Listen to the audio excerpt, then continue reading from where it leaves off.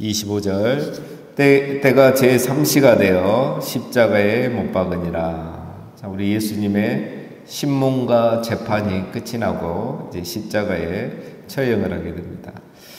자, 여러분, 우리 예수님은 밤중에 잡히셔서 신문당하시고 새벽에 재판받으시고 제3시, 즉 우리로 하면 오전 9시입니다.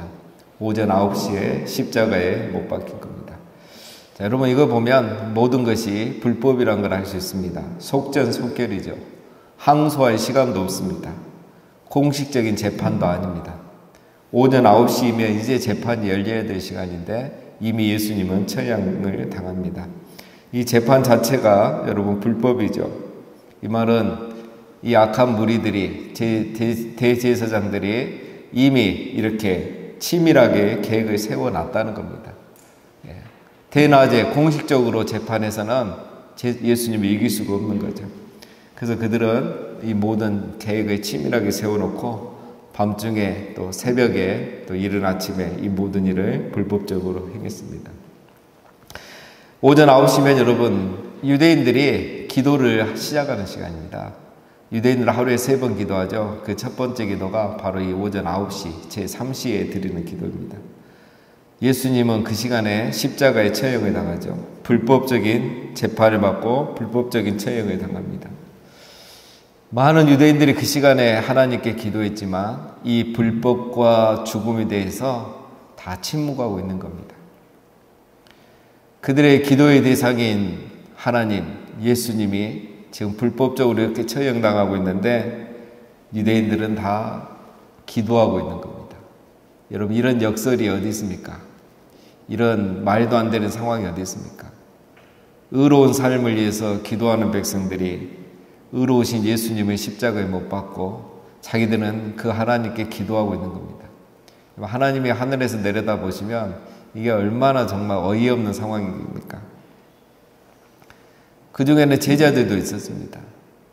제자들도 그 삼시 기도를 하고 있었을 겁니다. 나중에 베드로와 요한이 성전에 기도하러 가잖아요. 정해진 시간에. 나중에 은혜 받고도 그렇게 제 시간에 기도했다는 것은 이때도 기도하고 있었다는 겁니다. 자기의 스승, 죄 없으신 예수님은 십자가에 불법적인 처형을 당하고 있는데 제자들은 정시 기도를 하고 있는 겁니다. 여러분, 이것이 바로 우리 인간의 어리석은 모습입니다. 참된 신앙을 갖지 못하면 이런 어이없는 일들을 우리가 하게 되는 거죠. 자, 26절입니다. 그 위에 있는 죄패에 유대인의 왕이라 썼고, 이 죄패에 유대인의 왕이라 썼다는 거죠. 자, 이거는 예수님이 인정했던 게 아니고 산헤드린 공의에서 예수님의 제명을 이렇게 정했던 것이죠. 자, 자기들은 믿지 않으면서 여러분 이거를 죄명으로 정한 겁니다.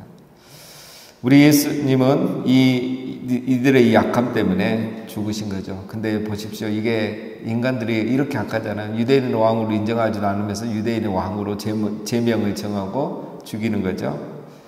그런데 어떻습니까, 여러분? 이걸 통해서 하나님의 뜻은 이루어져요. 우리 예수님은 유대인의 왕으로 오셨잖아요. 지금 유대인의 왕으로 유대인들을 위해서 죽으시는 거예요. 인간의 악함을 통해서 하나님은 그분의 뜻을 항상 이루어 가신 겁니다.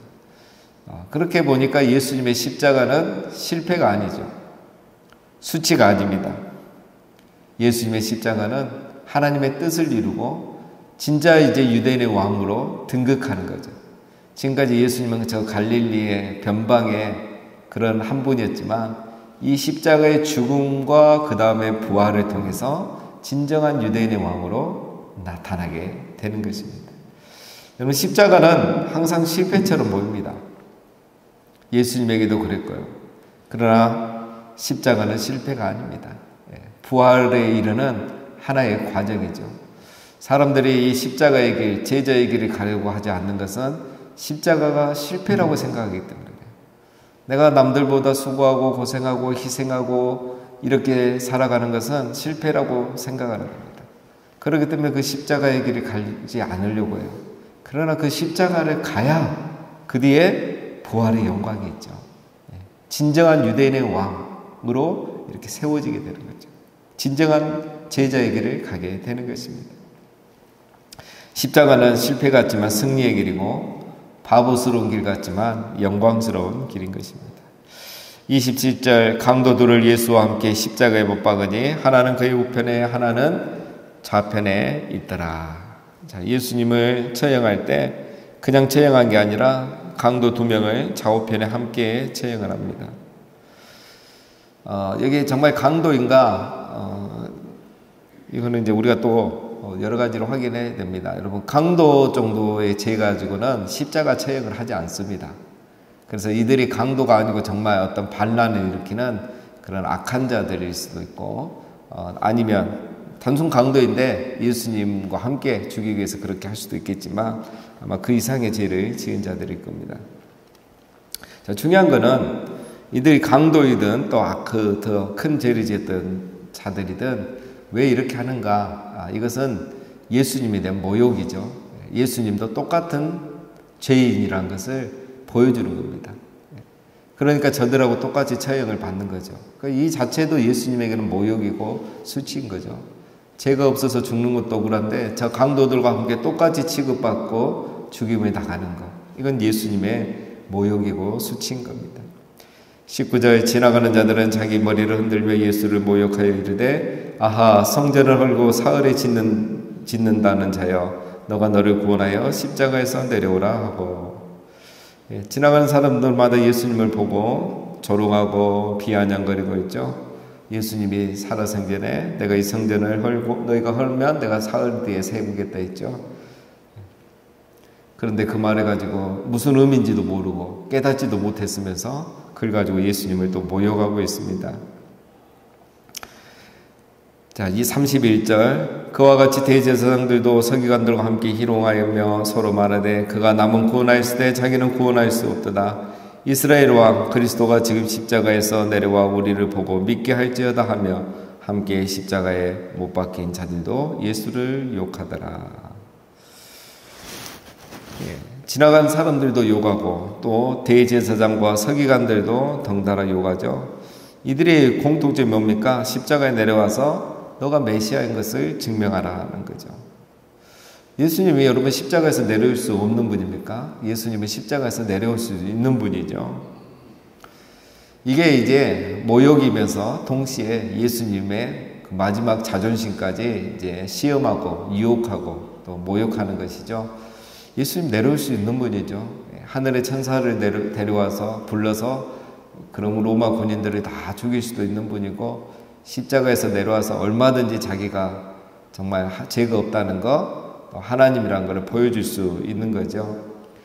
늘 사단은 이렇게 시험합니다. 여러분, 사단이 공생이 시작하기 전에도 예수님을 시험했잖아요. 돌로 떡을 만들어라, 높은 곳에서 뛰어내려라, 나에게 절하라. 십자가 지지 않고 뭔가 할 수 있는 길을 유혹을 사단이 했습니다. 지금 이들이 하는 게 똑같은 거예요. 이 모욕과 수치, 고통 당하지 말고 정말 죄가 없으면 하나님이면 내려와 봐라 라는 거죠. 이게 이제 사단이 하는 방법입니다. 그러나 예수님 어떻게 하셨습니까? 예수님 안 내려오셨죠. 예수님은 여러분 자존심 없겠습니까? 우리도 그렇잖아요. 와, 내가 진짜 참고 참았는데 안 되겠다. 내가 그런 사람이 아니란 거 진짜 한번 확 보여주고 말겠다 하고 할 말 다 한다거나 해서는 안 될 일을 해버린다거나 뭐 우리 이렇게 하잖아요. 그 마지막 자존심을 건들면 예수님이라고 그렇게 할 수 없겠습니까? 그러나 예수님 어떻게 합니까? 끝까지 내려오지 않으시죠. 왜 안 내려오셨습니까? 어제 이제 레이기 말씀 우리가 배운 그대로입니다. 예수님 내려오시면 안 되죠. 영 단번에 제사를 드려야 됩니다. 예수님이 거기서 한번 죽으셔야 단 한 번만에 이 대속죄를 이룬 영원한 속죄를 이룰 수 있기 때문에 예수님이 안 내려오시죠. 우리를 사랑하시고 우리를 대속하기 위해서 예수님은 안 내려오십니다. 기다리셨던 거죠. 거기에 구원이 있고 하나님의 놀라운 뜻과 영광이 거기에 있는 것이죠. 타협하면 거기에는 영광이 없습니다. 타협하면 거기에는 부활이 없는 거죠. 우리 예수님은 끝까지 참으신 겁니다.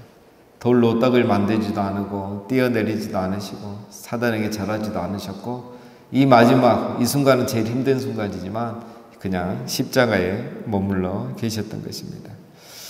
33절 제6시가 되며 온 땅에 어둠이 임하여 제9시까지 계속하더니 제9시에 예수께서 크게 소리 지르시되 엘리 엘리 라마 사박다니 하시니 이를 번역하면 나의 하나님 어찌하여 나를 버리셨나이까 하는 뜻이라.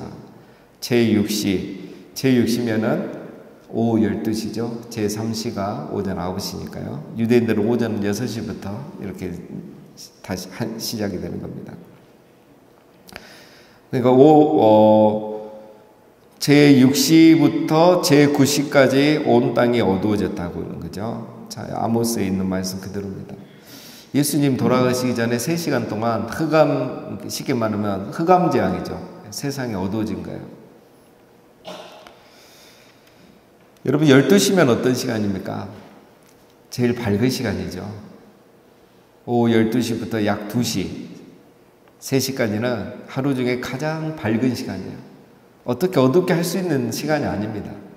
그런데 그 가장 어두운 시간에, 가장 밝은 시간에 가장 어둡게 됐다는 거예요.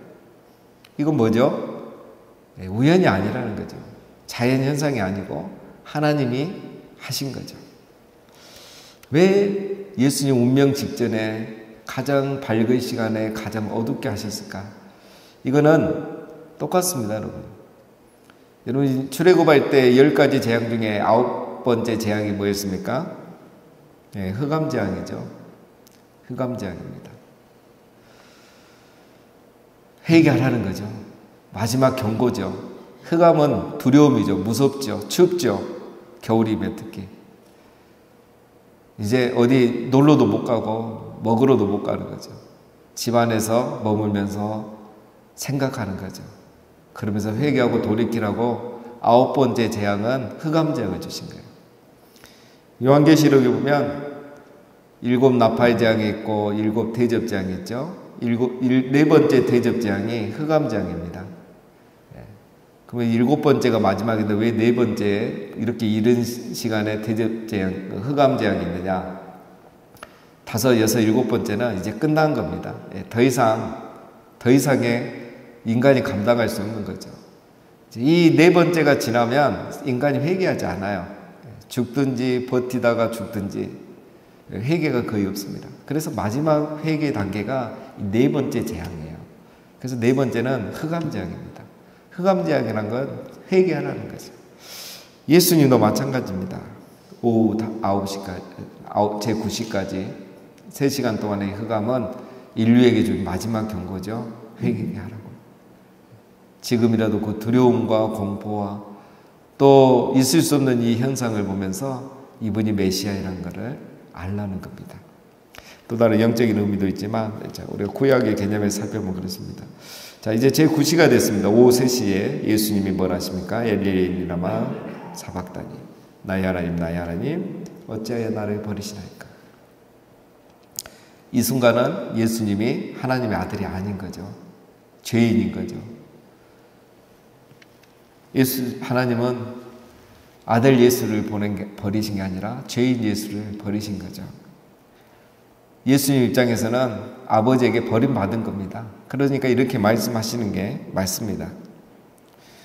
그래서 여러분 이 6시간의 고통을 보면은 우리 예수님은 오전 3시간 9시부터 12시까지는 인간들에게 버림당하고 모욕당하고 오후 12시부터 3시 제6시부터 9시까지는 우리 예수님은 하나님에게 버림받은 시간입니다. 그래서 우리 예수님은 결국 이 마지막 시간을 사람과 하나님에게 버림을 받으신 거죠. 예수님이 그렇게 버림받으시고 어떤 일이 생겼습니까? 35절에 곁에 섰던 자 중에 어떤 이들이 듣고 이르되 보라 엘리야를 부른다. 아직도 깨닫지 못하는 거죠. 36절 한 사람이 달려가서 해변에 심포도를 적시어 갈대에 깨어 마시게 하고 이르되 가만두라 엘리야가 와서 그를 내려주나 보자 하더라. 사람도 모릅니다. 우리가 어제 레위기 말씀 보지만 여러분 레위기에 있는 말씀이 결국 예수님을 상징하는 거잖아요. 이게 다 예표잖아요. 그렇게 수천 년 동안 그들은 제사를 드리고 있으면서 이 일이 자기들 눈앞에서 이루어지는데 깨닫지 못하는 거예요. 37절 예수께서 큰 소리를 지르시고 숨지시니라. 큰 소리, 이건 비명이 아니고 다른 성경에 보면 이제 다 이루었다 이렇게 말씀하신 거예요. 다 이루었다. 내가 그 대속죄일에 내가 어린 양이었다. 나는 하나님의 어린 양이었다. 이제 내가 죽음으로 영단번의 제사, 단 한 번의 이 일로 영원한 속죄를 이루었다. 그 말씀을 하시는 거죠. 사람들은 깨닫지 못하죠. 38절, 이에 송소기장이 위로부터 아래까지 찢어져 돌이 되니라.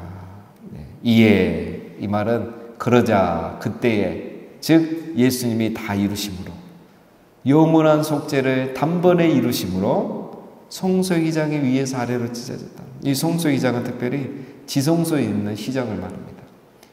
성막에 들어가면 처음에 첫 번째 휘장이 있고 그 다음에 성소와 지성소를 갈라놓는 휘장이 있잖아요. 여러분, 이 휘장은 어제 목사님 말씀하셨잖아요. 대제사장도 이 대속죄일에 들어갈 때 세 번에 들어가는데 첫 번째 어떻게 들어간답니까? 번제단에서 이제 향을 피워서 이제 들어가잖아요. 그 향이 이 안에 있는 지성소 안에 있는 법궤에 보좌가 있죠. 천사의 그룹의 그룹들의 날개가 있어요. 그 높이까지 연기가 다 가득 차도록 향을 피우러 들어가는데 정면으로 가면 죽으니까 옆걸음으로 들어가서 그걸 쳐다도 보지 못하고 쳐다보면 죽으니까 하나님의 영광이 우리를 가리도록 연기를 그 향을 계속 피운다잖아요. 그게 여러분 지성소입니다. 그거로부터 살려주는 게 이 휘장이에요. 휘장이 있어서 우리가 지성소를 보지 않고 살 수가 있는 거예요. 제사장들이. 근데 예수님의 죽음으로 이 휘장이 찢어졌다는 거예요. 위에서 아래로 찢어졌단 말은 하나님이 찢으셨다는 거죠. 이 휘장은 찢어지지 않습니다. 여러분. 이게 24가닥으로 꼰실 82개를 가지고 만들어요. 그러니까 엄청 두껍고 견고해요. 그래서 찢을 수가 없는 겁니다. 이거는. 근데 그것이 또 위에서 아래로 찢어졌다? 이게 반대로 찢어진 거죠. 이게 결하고 반대로. 완전히 이건 하나님 찢으신 거죠. 예수님의 죽으심의 의미가 바로 이겁니다. 이제 누구든지 보좌 앞에, 지성소 앞에, 하나님의 임재 앞에 나아갈 수 있는 길이 열린 거예요. 옛날에 대제사장이 1년에 한 번 들어갔던 그 길을, 그것도 죽을까 말까 막 긴장해서 떨고 들어갔던 그 길을 이제는 우리가 언제든지 들어갈 수 있는 길을 여신 거예요. 그게 바로 예수님이 다 이루었다는 의미인 것입니다. 우리가 이 놀라운 은총을 받은 거예요. 그래서 우리가 예수님 이름으로 기도한다는 게 지성소에 들어가는 거예요. 이미 예배하면서 하나님을 느낀다는 거, 이거 벌써 지성소 들어간 거예요. 그게 왜 가능해졌다고요? 예수님의 영원한 속죄가 단번에 이루어졌기 때문에 이게 가능해지고 길이 열린 겁니다. 그러니까 이걸 우리가 알면 알수록 기도라는 게 정말 귀하고 예배라는 게 정말 귀하고 하나님 앞에 나갈 수 있다는 게 이렇게 귀한 거예요. 구약에서 2000년 동안 예표되었던 것들이 이 순간에 지금 다 이루어졌고, 그 당시에 유대인들이나 제자들도 이만큼 누리지 못하죠. 그러나 오늘 우리는 이런 지식이 이제 발달이 됐잖아요. 하나님 아는 지식이 부여해졌잖아요. 그래서 이거를 다 알고 누리고 오히려 유대인들보다 더 많이 알게요. 더 많이 누릴 수 있는 그런 시대를 우리가 살아가고 있습니다. 그런데 우리도 역설적으로 그러면서도 이 은혜를 누리지 않고 있는 시대가 또 오늘 현대 시대입니다. 자, 어쨌든 우리에게 이런 이번에 부흥회를 통해서 또 레이기 말씀 통해서 이 고난주간의 참된 의미를 우리에게 깨닫게 해주셔서 너무 감사하죠. 자, 마지막 말씀 적용하면 우리가 어쨌든 바라바 대신 예수님이 죽으심으로, 자, 우리 대신 예수님이 죽으신 거고, 그렇죠? 예수님께서 십자가에 다 이루심으로 성소의 휘장이 찢어져서 우리 모든 죄가 영원히 속죄받고 이렇게 하나님 앞에 나갈 수 있는 것입니다. 그래서 오늘 새벽에도 우리가 나오고 저녁에도 나올 수 있는 겁니다. 우리 주 예수 그리스도로 말미암아 우리에게 주어진 이 놀라운 은혜를 항상 누리며 살아가시는 우리 모두가 되시기를 주님의 이름으로 축원드립니다.